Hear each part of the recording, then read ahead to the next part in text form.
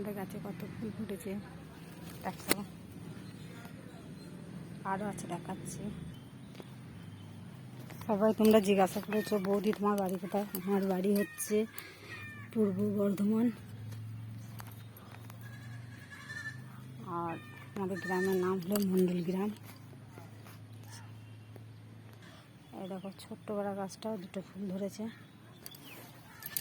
দুটো ফুলই তুলব আমি। কত অপরাজিতা ফুল হয়েছে, বেগুন হয়েছে।